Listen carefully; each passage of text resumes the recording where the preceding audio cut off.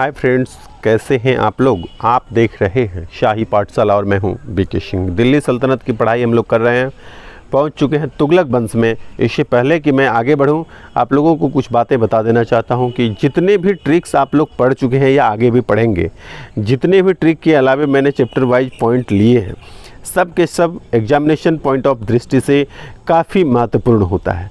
साधारण कोई भी पॉइंट्स नहीं है जो कि बेकार है, वेस्टेज है या एग्ज़ाम में पूछा ना गया हो। मैक्सिमम पॉइंट्स या तो किसी न किसी एग्ज़ाम में पूछे जा चुके हैं या अगले किसी आने वाले एग्ज़ाम में पूछा जाना है। मैंने जितने भी ट्रिक्स कलेक्ट किए हैं सभी को क्वेश्चन के रूप में देखते हुए मैंने कलेक्ट किया है। आप जब बीपीएससी, बिहार एसएससी, दरोगा, CDPO, Bihar police, railway, SSC या और कोई अन्य एग्ज़ाम हो, आप जब सभी एग्ज़ाम को देखेंगे, प्रीवियस ईयर क्वेश्चन को देखेंगे, तो सारे ट्रिक आपको लगेगा कि ये किसी ना किसी एग्ज़ाम में पहले पूछा जा चुका है, तभी बनाया गया है। ट्रिक बनाने की परंपरा का शुरुआत मैंने नहीं किया। ये जब याद करने के क्रम में को याद नहीं होने लगा तो उन्होंने पढ़ने का एक नया तरीका बनाया और याद जैसे जैसे होने लगा, आगे चलकर उसी याद होने के प्रोसेस को लोगों ने ट्रिक कहा और मैंने उसे कलेक्ट किया। मैंने खुद से कुछ क्रिएट किया और आज आप लोगों को बताने जा रहा हूँ। यह ट्रिक इतना कारगर है कि जब आप बड़े एग्ज़ाम को देते हैं तो वहाँ बड़े स्तर पर प्रश्न पूछे जाते हैं। बड़े स्तर का मतलब हुआ कि प्रश्न में आपको क्रम पूछा जाता है और क्रम बिना ट्रिक के याद रखना बहुत मुश्किल होता है, क्योंकि क्रम टूट जाता है, कन्फ्यूजन हो जाता है। और जब आप ट्रिक से किसी जीके को पढ़ते हैं तो ये क्रम टूटता नहीं है। तुगलक वंश के शासक का क्रम हम लोग देख लेते हैं कि तुगलक वंश पर जितने भी शासकों ने राज किया उसका क्रम किस प्रकार से है। ट्रिक का भाव है, गम फिर गया दोबारा, अब ना मोहम्मद आला ना महमूद। इसका मतलब क्या हुआ कि ग और मौ दो वर्ड है। ग मतलब गयासुद्दीन तुगलक, मौ मतलब मोहम्मद बिन तुगलक। गम का मतलब हुआ गयासुद्दीन तुगलक और मोहम्मद बिन तुगलक। उसके बाद है फिर का मतलब फिरोज शाह तुगलक या फिरोज तुगलक। फिरोज शाह तुगलक को एफएसटी और मोहम्मद बिन तुगलक को एमबीटी कहा जाता है। अब है गया मतलब गयासुद्दीन तुगलक, तो गयासुद्दीन तुगलक द्वितीय है यहाँ पर और यहाँ है गयासुद्दीन तुगलक। इस द्वितीय के लिए यहाँ वर्ड लिया गया है दोबारा, यानी गम फिर गया दोबारा। गया दोबारा का मतलब गयासुद्दीन तुगलक द्वितीय। अब का मतलब हुआ अबू बकर। 1565 ईस्वी में विजयनगर साम्राज्य और बहमनी साम्राज्य के बीच तालीकोटा का युद्ध हुआ और इसी तालीकोटा के युद्ध को राक्षसी तांगड़ी या बन्नी हट्टे का युद्ध कहते हैं। यह भी पूछा हुआ क्वेश्चन है। आप जब बीपीएससी 63rd क्वेश्चन देखेंगे तो वहाँ पर आपको राक्षसी तांगड़ी का युद्ध पूछा गया है कि यह कब लड़ा गया था और किसके किसके बीच लड़ा गया है। तो ये राक्षसी तांगड़ी या बन्नी हट्टे का युद्ध जो है तालीकोटा के युद्ध को कहते हैं, जो विजयनगर साम्राज्य और बहमनी साम्राज्य के बीच लड़ा गया था। कब लड़ा गया था? 1565 ईस्वी में। मोहम्मद बिन तुगलक के ही शासनकाल में 1333 ईस्वी में मोरक्को निवासी इब्न बतूता ने भारत का दौरा किया था। यह क्वेश्चन कितनी बार और कितने एग्जामों में पूछा गया है उसकी गिनती आप नहीं कर पाएंगे। जो एक्सपर्ट हैं, जो ज़्यादा बार एग्ज़ाम दे चुके हैं, जो काफ़ी दिनों से सेट्स बना रहे हैं, उनसे जब पूछिएगा तो आपको इस क्वेश्चन के बारे में जानकारी होगा। या आप ज़्यादा से ज़्यादा सेट बना चुके हैं तो आपको ऑलरेडी पता हो गया होगा कि ये कितने महत्वपूर्ण पॉइंट है। अगला पॉइंट है, इब्न बतूता ने अपनी यात्रा वृत्तांत रहला नाम से लिखा है, यानी इब्न बतूता की पुस्तक का नाम क्या हो गया? रहला। मोहम्मद बिन तुगलक की मृत्यु के बाद उसका भाई फिरोज शाह तुगलक ने उलेमाओं के सहयोग से ठट्टा में ही अपना राज्याभिषेक करवाया। कहाँ पर करवाया था पहली बार राज्याभिषेक? ठट्टा में। फिरोज शाह तुगलक ने दूसरी बार अपना राज्याभिषेक दिल्ली में करवाया। इस प्रकार वह पहला सुल्तान था जिसने अपना राज्याभिषेक 2 बार करवाया। फिरोज शाह तुगलक ने मुस्लिम स्त्रियों को मज़ार पर जाने में प्रतिबंध लगा दिया और स्त्रियों में पर्दा प्रथा को कड़ाई से लागू करवाया। फिरोज शाह तुगलक ऐसा पहला सुल्तान था जिसने ब्राह्मणों से भी जजिया कर वसूली की। ब्राह्मणों से जजिया कर वसूली करने वाला शासक कौन थे? फिरोज शाह तुगलक। ये क्वेश्चन भी बहुत इंपॉर्टेंट है, बहुत बार पूछा जा चुका है। असहाय मुसलमानों की सहायता के लिए सुल्तान ने एक कल्याण विभाग दीवाने खैरात की स्थापना किया। वर्णी ने तारीख़ फिरोज़शाही तथा तबकाते जहांदारी नामक ग्रंथ की रचना किया।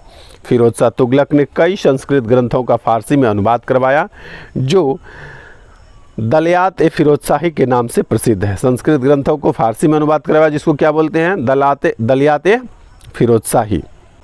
फिरोज़ शाह तुगलक ने 300 नए नगर की स्थापना किया जिसमें सबसे प्रमुख नगर जौनपुर, फिरोजाबाद, फिरोजपुर, हिसार, फतेहाबाद इत्यादि था। फिरोज़ शाह तुगलक की मृत्यु के बाद दिल्ली सल्तनत का अगला सुल्तान उसका पोता तुगलक शाह बना। यह एक विलासी प्रवृत्ति का शासक था, इसी कारण इसके सरदारों ने इसकी हत्या कर दी। फिरोज़ शाह तुगलक के दूसरे पौत्र अबू बकर को अगला सुल्तान बनाया गया। एक पौत्र जो विलासी प्रवृत्ति का था उसके सरदारों ने ही हत्या कर दी और उन्हीं लोगों ने फिरोज़ शाह तुगलक के दूसरे पोते को यानी पौत्र को अबू बकर, दूसरे पौत्र किसको, अबू बकर को अगला सुल्तान बनाया। अबू बकर की मृत्यु के बाद उसका पुत्र हुमायूं अगला सुल्तान बना। हुमायूं आप लोग ट्रिक में पीछे देख चुके हैं।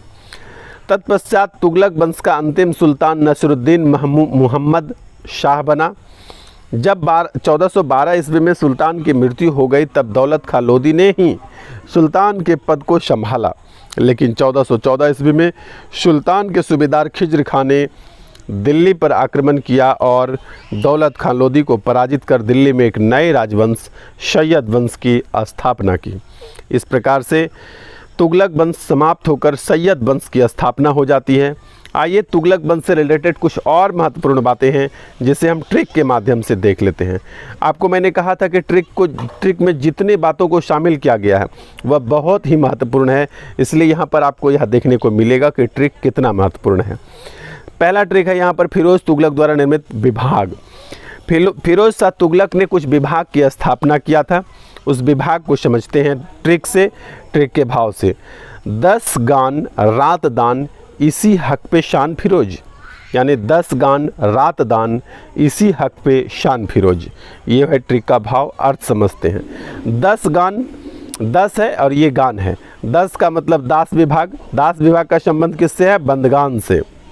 दास विभाग का संबंध किससे है, बंदगान से। 10 गान यानी दास विभाग का संबंध बंदगान से है। बंदगान का मतलब क्या हुआ, दीवाने बंदगान। दीवाने सभी में लगा हुआ है, इसलिए दीवाने याद रखना कोई ज़रूरी नहीं है। आप यदि बंदगान याद रखते हैं तो आपको ऑप्शन में मिलेगा दीवाने बंदगान, तो आपका गलत नहीं होगा। दूसरा है रात दान। रात दान का मतलब क्या, रात मतलब खैरात, दान मतलब दान विभाग। खैरात किसको बोला जाता था, दान विभाग को खैरात बोला जाता था। आप लोगों ने कभी बोलचाल में भी सुने होंगे कि खैरात बांट रहा है, तो दान विभाग का क्या नाम था, दीवाने खैरात। तो 10 गान रात दान, दो बात हो गया। इसी हक पे शान फिरोज, इसी हक का मतलब हुआ हस्तिहाक। इस्तिहाक भी इसको बहुत सारे पुस्तकों में लिखा हुआ आप लोगों को मिलेगा, तो इस्तिहाक भी इसको बोल सकते हैं। मैंने जहाँ से लिया है वहाँ पर हस्तिहाक लिखा हुआ था, तो इसी हक का मतलब हुआ इस्तिहाक। इसी हक का मतलब क्या हुआ, इस्तिहाक। पेशान का मतलब हुआ पेंशन, पेशान पेंशन, पेशान पेंशन। तो इस्तिहाक किसको बोला जाता है, पेंशन को। इस्तिहाक किसको, पेंशन विभाग को इस्तिहाक कहा जाता था। तो दीवाने बंदगान 10 गान आप लोग को याद है, 10 गान यानी दास विभाग बंदगान। रात दान, रात दान मतलब खैरात दान विभाग। और इसी हक मतलब इस्तिहाक। पेशान मतलब पेंशन। फिरोज मतलब फिरोज शाह तुगलक को ये सब कहा जा रहा है कि 10 गान रात दान इसी हक पे शान फिरोज।